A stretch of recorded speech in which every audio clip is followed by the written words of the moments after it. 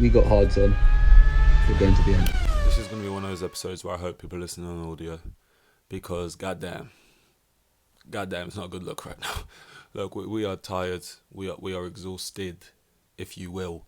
And I'm not trying to put the blame on this current disposition of mine. I'm not trying to put that directly, anyway, on the Japanese Grand Prix or China for that matter. That's two Asian flops in a row. I'm not trying to put that on the continent of Asia. That's a heavy burden to bear, right? I get that, but awful. And I'm starting to get that revisionist sort of mindset going because now I'm starting to think, was China amazing? Like Japan was so boring, and I feel like what people took away from it. I feel like there was no takeaways. There was no takeaways to be had. There was no Domino's. There was no Pizza Hut. There was no. I'll think of another takeaway. Take out for my overseas. Work. We're for the whole globe here. Literally can't. It wasn't no Ant and Deck. It's quite a niche reference, I guess, if you're not from the UK. Anyway, basically, there was nothing to take from this weekend, and people have tried to run certain narratives that I'm gonna dispel. Right, I'm gonna straight up debunk, really, as we go through this towards the end. But I just think sometimes when there's nothing to be said, people try and find the meaning in nothingness. That actually sounded like it was like a larger, more existential like thought I had, like a bigger view I have on like the world or society or something, or like the meaning of that. No, I am just purely talking about races right now.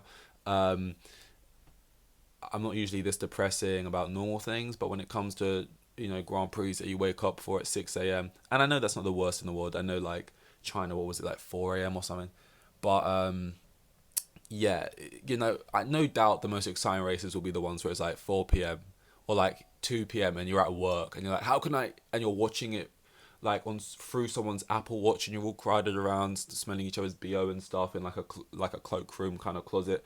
And then like those are the best races, and the worst races are like they're the ones we're gonna test your loyalty on and get you up at crack of dawn, sitting there with your eyes bulging out your head, watching effectively the teams that qualified in that positions stay in those positions for about 50, 60, 70 laps, however many laps it is. I literally don't even remember how many. I don't think I looked at the laps like graphic once.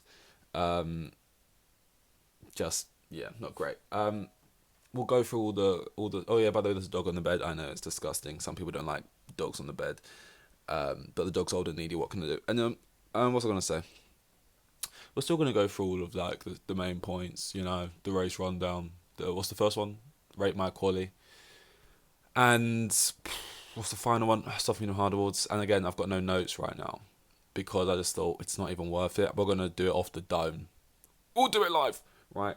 So in terms of quali, I actually think you can't hate on quali too much because there was a surprise, and this is part of what I was talking about, the whole people trying to glean certain things from this weekend and certain narratives. But there was a surprise guy on pole, and if I told you, hey guys, there's going to be a surprise guy on pole, he's going to shock the world as the guy who goes on pole. The guy who gets pole is going to do the unthinkable. Who would you be thinking's on pole? Your mind might be going, oh, is it Yuki straight in the Red Bull? Is it like George Russell? Or like Kimi Antonelli or someone? Are they gonna like just do it like someone who's still like, that's reasonable? I could see that a world in which that happened, but it's very unlikely. No, this big shock was Max Verstappen.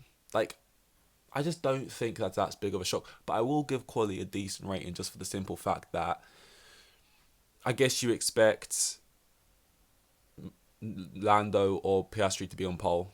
I mean, they've been the pole sitters so far. If you don't want to talk about the sprint, which I do want to talk about, which was Hamilton. But apart from the fact that also I didn't predict either of the McLarens to be on par, I predicted Leclerc, which I'm not saying that's a good prediction. I don't even know where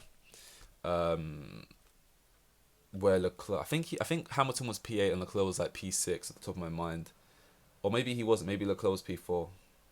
This is the race. The race finished Verstappen, Norris, Piastri, Leclerc. So I can only assume that's how the qualifying went, just for how boring the race was. How'd you find that? Oh, God, am I gonna have to type it in myself? Probably. It's just gonna take forever. Quali. Let's bring this up. Qualifying. But yeah, I don't know. Like people were trying to act like Verstappen being on pole. Oh my god, like he's up. Once again, Verstappen has done the unthinkable, and like he's put it on pole, and he puts it on pole by the tiniest of margins. And like I never know what to think of Verstappen because he never has teammates that are anywhere near him, which you know, it's annoying. This whole like second Red Bull seat being like so tricky for anyone else to drive, and the car being tailored so much towards Max, and maybe that's been out of proportion. But I also just feel like, is Max just that much better than every single teammate he ever comes up against? But also those teammates are straight up fighting losing battles, you know, from the start, getting in that car all the time. I mean, Yuki actually I think had an alright weekend. Yeah, Leclerc was fourth, so not that far off. But I don't know, like people. I think on paper people look at it and they go, okay, Yuki didn't even get into Q3 and Max is on pole. This is amazing stuff. But like I don't know, like before Sainz went in that Williams car, everyone's predicting Sainz to do better than Albon. Albon's just been comfortably dealing with Sainz. He's used to the team, this and that. Sometimes you don't really, you kind of say things like, oh, he's going to be used to the team. Um, you say things like, oh, it might take this guy to come in a little while to adapt. But you never really give it much weight. It's just kind of thing you have to say when you're analysing a move or something. But like, I don't know, it's true. People do jump into a car that Max has been in for far longer that is tailored towards him, and on top of that, he is good. So there is going to be those gaps. But then it's hard to fully know like how impressive it is if Max puts it on pole. Like I do understand that the McLaren is the quickest car. Don't get me wrong, but I don't think it is as exceptional as everyone says it is just because the McLaren wasn't on pole. I don't just because they're the quickest car. I don't expect them to be on pole every single race. I mean, up until this point, we've had 3 qualifyings if you count the sprint qualifying, and they've been on pole 2 out of those 3 times. So there's already been proof of concept there that they're not going to be on pole every single time. And I don't remember it being as impressive as when Hamilton did it. I remember people being really happy about it. It was really feel good, but like, and it wasn't for a Grand Prix. That's another thing, I guess. But Verstappen being on pole, it's like, and here's the thing, I just don't know. Or like we actually, maybe we do know, but we just pretend isn't the case. Sure, the McLaren's the quickest, but are we just meant to assume the Red Bull is like the fourth quickest car, and Verstappen drags it to being the second quickest? Because that's that you could. This is what's annoying about the Red Bull. You could run it in any way. The Red Bull might straight up be the definitive second quickest car with a teammate that can't keep up. The Red Bull might be the fourth quickest car, slower than the Mercedes and the Ferrari, but Max is just that good. And depending on if you like Max or don't like Max, I guess you can run with whichever narrative you like. But I just think in a weekend that was devoid of any sort of excitement. People were running with the masterclass. Because when things are boring, that's usually the route you go down. Like someone had a masterclass drive or something across the weekend. And I just think there's more tracks on this calendar than people want to admit that are more like Monaco, you know.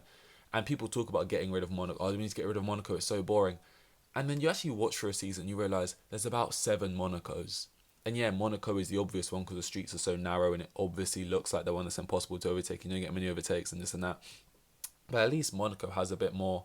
It fully leads into it, and it's got the pizzazz of the Grand Prix, and it's got like all the stars, and it's got the visual of where it is.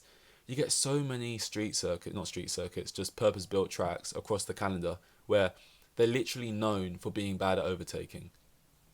And I guess sure they've been on the calendar for a while, but it's just a track out in a field somewhere, and no one ever talks about getting rid of those ones. And it's just like Crofty will be like, yeah, this track is known for not easy overtakes. Why is that just a description of so many of these tracks? That shouldn't be like a feature of most of them. I get it with Monaco, and I like that that's the unique skill you need to have for that one. But I don't know, like, would it, like, it's one of those things. Max had the better qualifying, and therefore, it's not one of these tracks where, oh, it's actually more advantageous to be in second because you get a better line or something. It's like, no, if you qualify best, you're gonna be first, and you're probably gonna lead from the start because you got the best position, and it's a track that's difficult to overtake, and you can probably see it out. And it's like, it's not like, because people were having, I guess we're just getting straight up into the race rundown at this point. I'm just talking about the race. It's going to be quite just sort of all meshed together, this pod. But I guess I'll give qualifying I mean, I guess you had the bit of excitement because Yuki got out qualified by Lawson. Oh, what are we gonna do if this happens? And then it happened. Sometimes Formula One is so predictable at being unpredictable that I guess everyone kind of saw that coming. I guess I didn't predict that though, so I guess that's a lie. I predicted they'd both get to Q2, not get to Q3, and I think I predicted Yuki would out qualify Lawson. It was very close, and Yuki did him in the race. Doesn't really matter. I think that was a fine first weekend. But essentially, I think I'll give qualifying like an 8. No, I can't. I mean, Verstappen was a bit of a surprise pole when he took it right at the end. So there's a bit of drama there. Lawson outdoes Yuki, so there's a bit of a narrative there. Did anyone big go out in Q1? Let me check. I mean, Hadjar out qualified both of them, by the way. All this talk about, oh my god, the Red Bulls are this merry-go-round. Yuki in, Lawson out. Yuki's outdone Lawson like 5-0 across all of the races and qualifying so far, and then they switch. Oh, what are we gonna do if Lawson outdoes Yuki? That's just gonna really prove that second Red Bull sucks. Oh my god, this and that. People are dying in the streets. They're screaming, oh my god, shame for shame. We're ringing the bell at Red Bull. And then Hadjar out qualifies both of them. So now what? You know what I mean? It's like, fucking hell. What does it even matter? This whole thing's a joke. Lance Stroll deadlock. You know what? I'm just going to give the quali a 7.5 and move on from there. But yeah, back talking about the race, I just think, it's just one of those ones, you're in first, you hold out. And it's not like, because people were giving Norris stick for not being able to catch the Red Bull and overtake. Verstappen being like, oh, imagine if I was in that McLaren car, I would have been 30 seconds ahead and this and that. And it's just like, every driver, even the ones I like, say the same. Like, they all say the same things. They all complain in the same situations. They all, will do dirty overtakes or, do bad things on track and blame it on someone else. They all stand in the press conferences and say the same things. They will all not be in the quickest car and then talk about being in the quickest car and how they'd be miles ahead, whether they're in the, you know what I mean? Like Lando was doing it last season, talking about the rocket ship, or the season before, talking about the rocket ships of the Red Bull, and you always praise the quickest car, and you act like it's the quickest car the grid has ever seen, even though you've not even driven in it. Lando was doing it, talking about the Red Bull. Russell does it all the time, talking about the Red Bull. Wow, those guys are bloody rocket ships sent from NASA. Oh, cool, blimey, sugar honey iced tea. That's quick. Hamilton gets overtaken by the McLarens and they was pretty quick at Silverstone. Fuck me, man. That McLaren's bloody quick, man. Oh, goddamn, that McLaren was quick. Norris was doing it about Lewis. That's where kind of the Norris hate train started, kind of in that cool down room where he was like, Lewis, you're not even that impressive. I mean, you had the quickest car for 8 years. Like, my turn now, type thing. And now not the second, but Max isn't in the quickest car. If I was in the quickest car, yeah, I would have been. It's just like everyone does the same thing, and it blows out of proportion about how quick the car is. Also, I think it's known that the McLaren in clean air, obviously, yeah, they'll build the lead, and it's true. If Norris overtook Verstappen in turn 1, Norris finished 1.3 seconds behind Verstappen. If Norris overtook in turn 1 and was just leading the whole race, Verstappen would have not finished that close behind Norris because Norris would have been in the cleaner. Again, with the narrative about, Piastri was quicker, why did they not switch Piastri? Because Crofty kept pushing this point, they need to switch and let Piastri have a go. I'm not being funny, right? They need to switch Norris to let Piastri try and pressure Verstappen whilst Norris is 1.3 seconds behind Verstappen. They're saying it like Norris was 6 seconds behind Verstappen. Maybe Piastri could have a go and put in some indentation. Norris is currently a few tenths away from DRS, and that's what he's pushing for. He is currently putting the pressure on Verstappen. What are you talking about? We're going to switch him around and let Piastri do the same thing. And then, okay, everyone acting like that's what they needed to be doing, right? That maybe makes sense for this particular race, because maybe there's a chance you got to roll that dice. By the way, what's his name? Villeneuve? Jacques Villeneuve, I think. Don't like him on commentary, by the way. He's the one who always comes out like he's like the face of I say it how it is and this and that. I remember he made those comments about Daniel Ricciardo, and it's like, you might not like it, but I tell the truth. I didn't beat around the bush, and I just feel like half the time you get by on having that kind of energy. Like, wow, he says something in the mainstream media that people won't say, and that gets you away with also just saying bullshit a lot of the time. But anyway, they were all talking and they were acting like, oh, they got to roll that dice. Why are they not doing that? And you're thinking so narrow-mindedly about this specific thing. Like, yeah, sure. If Piastri genuinely is quicker, for whatever reason, and he goes ahead and he actually is just considerably quicker than Norris. Because, by the way, Piastri did try and get past Norris in this race. Like, he was closing for about 4 or 5 laps, and like he was trying to build to get past us on track. He couldn't get past his own teammate, but we believe he'll be able to get past Max. Sure, Max is in the slower car, I guess, but Max is in clean air himself. Like, Norris is in dirty air himself, I guess, from Max, and Piastri's trying to catch Norris, who's in dirty air, and you couldn't get past. Why would he be able to get past Max in clean air, who was constantly pulling out more and more pace when he needed to, right? But anyway, people believed he would have caught Max, even if he could have, right? That was a slim chance. First of all, second of all, do you switch him back on the last lap? I'm sure Piastri would have switched back, right?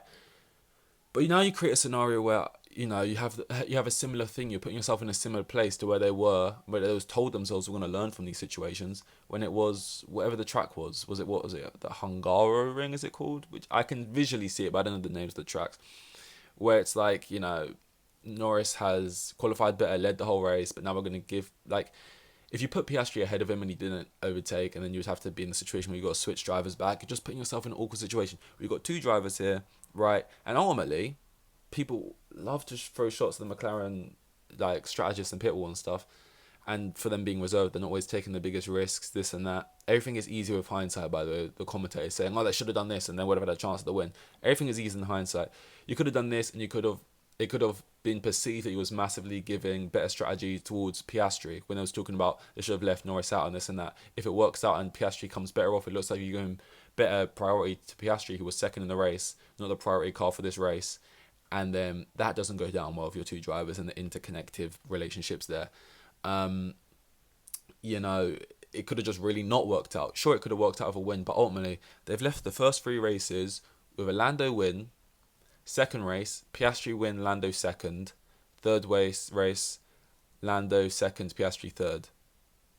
So they've got 2 wins, 3 podiums. Like, they're completely dominating. They've had someone on the podium at least every race. Piastri also won Piastri came second in the sprint race. So if you want to count that one. So it's just like, they're not exactly struggling. They're going to easily win the Constructors. Red Bull are fighting with one arm behind their back, and everyone else is not going to be consistently good enough to win it. The Constructors is wrapped up already. We're just talking about the drivers at this point. And ultimately, I think walking away from a track that is essentially a Monaco of a track where no one can really overtake, trying these heady strategies, which could massively mean no podium for one of your drivers, just because it might mean a win for the other one, I don't think is massively necessary in this track, which is hard to overtake anyway. The mistakes was made in qualifying, and I think getting a win was something to gain from qualifying. They didn't miss out on a win. The missed potential didn't come from anything that happened in the race for me. It came from they didn't get one of the drivers on pole, and it was as simple as that. Like, I'm confident in Bahrain that one of the McLarens will be on pole. I reckon Norris will be on pole in Bahrain, and it'll be a win for Norris, and I think it will be that simple on a track like that. But on this one, I just don't think it's as big of a deal. But I think because nothing happened and this track was so boring, the narrative is there was a Verstappen masterclass and Norris and McLaren, really, really missed out. And if they really just rolled the dice, they could have had it all here. And I just don't really know but I believe that to be the case. But yeah, that's my thoughts on that. Going into soft, medium, hard awards, I'll give the soft to. Let me look at this standings right here. Lance Stroll, did he DNF? I don't know why Lance Stroll is dead last. I don't know what happened to him there, so I can't give him. Wait, is this qualifying? This is qualifying. Shit. Lance Stroll was dead last in quali. In the race, sorry guys, I keep mixing the race and the qualifying results up because they're literally the same. I kind of want to give the soft to Albon just because he's the worst person for me when it comes to moaning on the radio. He's just always aggressively moaning. It's just like his moaning is like he's telling off the team, and it's just like, especially because a lot of times in the race recently, it feels like he's generally doing a good job. Like the car's like moving up and it can overtake and it's doing a good job, and he's complaining about something, and I'm sure it's a relevant complaint and it's like valid complaint. But I'm just used like shut the fuck up, Albon. And I like Albon, but I kind of want to give him the softball just because his complaining was annoying me. I'll give the medium to who are just I'll give the medium to I'll give the medium to Max. He did everything he had to do. I know that feels very harsh how he's getting the medium.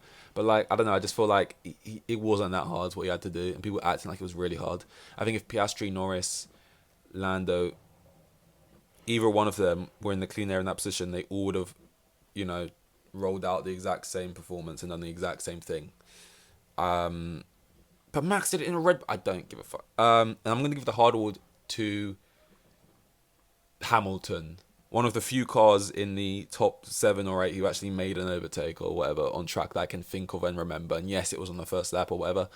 But I don't care. Right. That was Japan. Thank God it's in the rearview window. Rearview mirror. That's the one. Next, I think I'll double check if I think it's Bahrain. And I'm looking forward to it because I think Bahrain will be a return to form.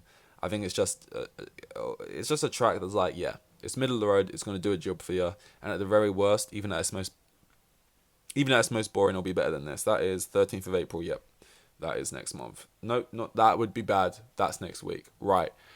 Shit, you're still here. But yeah, we got Hazen. We'll go into the end. I'll see you to talk about the Bahrain Grand Prix. Hopefully, I'm talking to you with a Lando Norris win. Thanks. Goodbye.